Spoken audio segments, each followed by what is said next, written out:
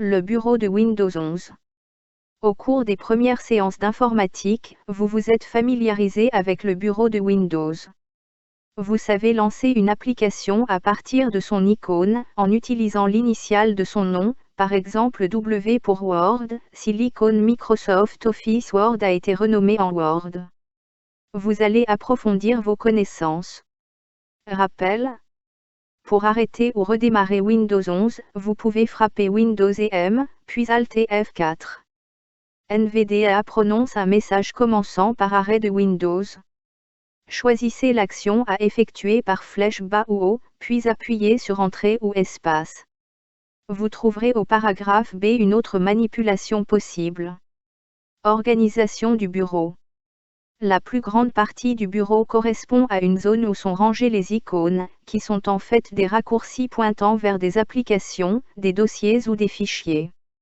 En sélectionnant une icône et en validant par la touche Entrée, on peut lancer une application, par exemple Word. L'application ouvre un nouveau document. Ouvrir un dossier ou un fichier existant. Dans ce cas, l'application requise sera automatiquement lancée. Ce sera Firefox, ou Google Chrome, ou Edge s'il s'agit d'un raccourci vers la page de sommaire de ces fiches informatiques, l'explorateur de fichiers s'il s'agit du dossier contenant ces fiches. Tout en bas de l'écran, se trouve un volet de nom-barre des tâches, comprenant plusieurs zones. De gauche à droite, on trouve le bouton Écran de démarrage. On y accède directement par la touche Windows du clavier. Ceci ouvre une fenêtre de non-accueil, qui permet en particulier de lancer des programmes, de configurer l'ordinateur, et de lancer des recherches. Cette fenêtre peut être fermée par échappe, mais vous utiliserez de préférence cette même touche Windows. En effet, si la touche Windows a été frappée par erreur, en la refrappant, on évite que parfois la fenêtre de l'application en cours ne soit désactivée. Les boutons Recherche et Affichage des tâches. Une zone que Windows désigne par application en cours d'exécution, où sont affichés les boutons correspondant aux applications épinglées ou ouvertes. NVDA prononce le nom de l'application, puis épinglé ou raccourci, fenêtre en cours d'exécution, bouton.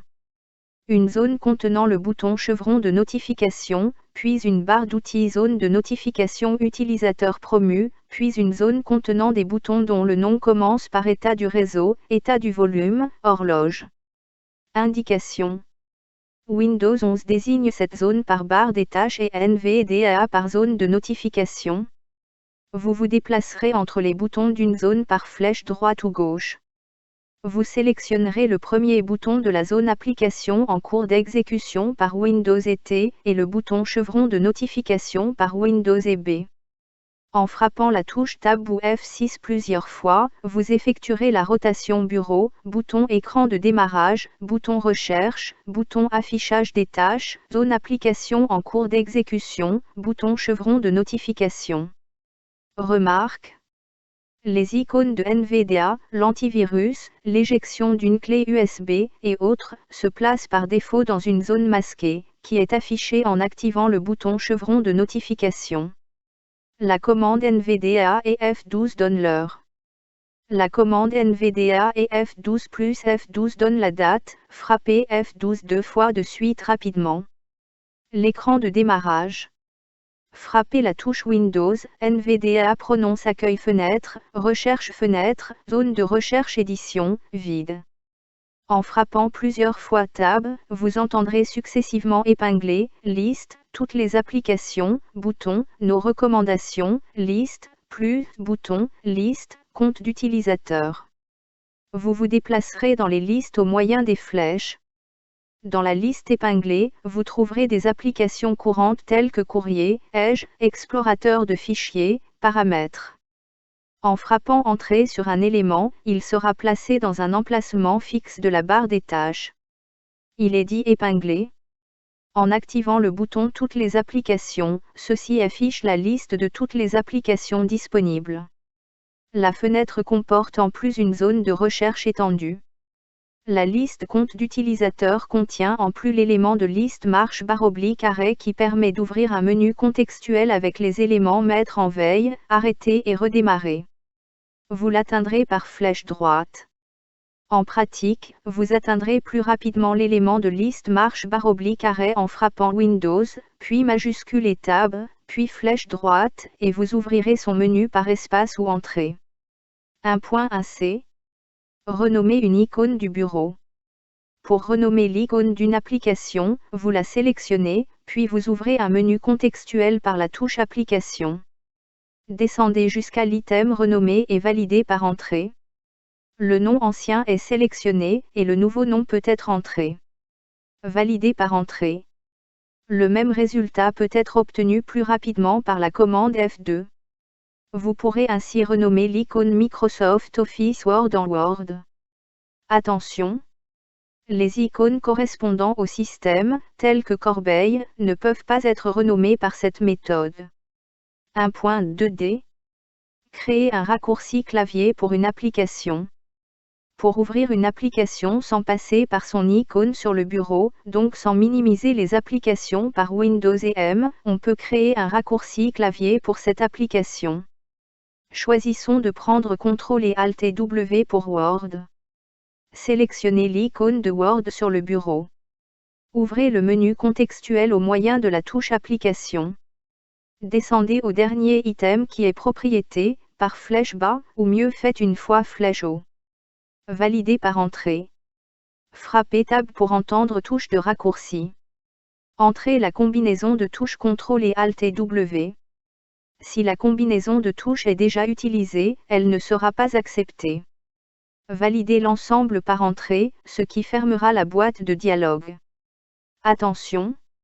Veillez à ne pas choisir des raccourcis utilisés par NVDA ou Windows. Évitez la touche NVDA, qui devrait être réservée aux commandes NVDA. Indication. Si l'icône n'existe pas, il faut la créer. Pour cela, vous pourrez utiliser la méthode suivante. 1. Ouvrez écran de démarrage par la touche Windows. Dans la zone de recherche, frappez Word. Microsoft Word 20XX ou Word 20XX est sélectionné comme meilleur résultat. Frappez la touche Application et activez l'item Ouvrir l'emplacement du fichier du menu contextuel. Vous pourriez également frapper flèche droite. Ceci ouvre l'explorateur de fichiers et le raccourci Word 20XX est sélectionné. 2. Ouvrez le menu contextuel par la touche Application. Sélectionnez l'item envoyé vers du menu contextuel. Par flèche droite, ouvrez le sous-menu. Le premier item est Bureau, créez un raccourci. Validez-le par entrée. 3. Allez sur le bureau. Vous constaterez la présence d'une nouvelle icône. Son nom est Microsoft Word 20XX ou Word 20XX selon la version de Word. 1.3e. Basculer entre les applications ouvertes. Il est préférable de ne pas fermer une application qui risque d'être réutilisée plus tard. Son icône se trouvera donc dans la barre des tâches. Au cours d'une séance de travail, nous aurons plusieurs applications ouvertes. Pour basculer entre elles, la solution habituelle est la commande Alt et Tab.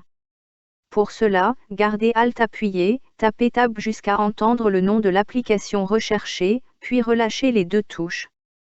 La fenêtre de cette application est agrandie, et cette application est activée. C'est aussi le moyen de réactiver une application dont la fenêtre est affichée à l'écran. Rappel.